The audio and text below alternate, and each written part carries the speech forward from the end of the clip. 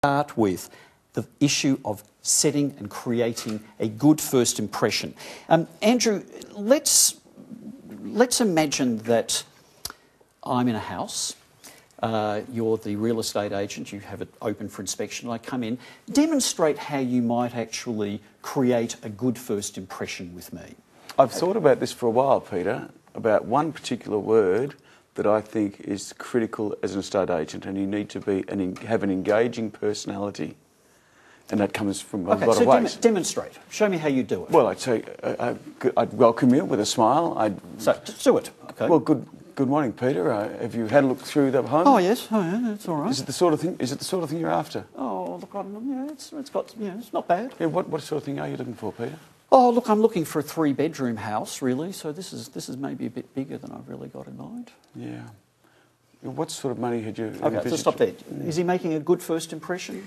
Yeah, because what I like about what Andrew's doing is he's asking about you. He's starting to understand, seeking first to understand you before he starts to talk about that particular house and whether it's going to be suitable for you. So I think that's a good start. What about you, Guthrie? How do you think he went? Yes, I think well, because he's asking the right questions, probing to find out what you're interested in. Okay. And now, it's interesting that both of you talk about the questions he asks. What about his non-verbal behaviour, his body language? Because isn't that, Michael, very important in terms of the impression you make? Isn't it actually more about your body language than the actual words you use? Absolutely, Peter.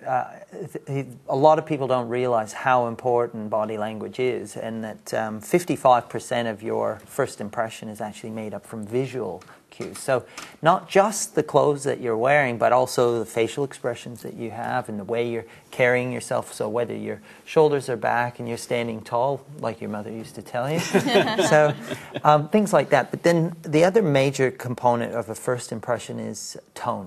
Okay, and tone takes up about 38% of a first impression. All right. Comment on Andrew's tone then. And it's interesting that you say that, because if you ask me, well, I'm asking myself about the impression that he made. Yes, it was great that he asked the question, but there was a nice sort of gentle, relaxing tone to your voice. Absolutely. And I think I responded to that most. I didn't feel that he was pouncing on me, but there was a kind of a warm, gentle, friendly tone. Is that what you're talking about? Absolutely. You actually noticed and you felt the difference in his tone and the way he changed his tone, his inflection, and that's what is really important when we're communicating and creating a first impression. Because we're stuck to our chair here, I think also how close you stand to the prospect, how you stand. Yes. If you stand there standing over them, rather than perhaps just leaning back on a bench, right.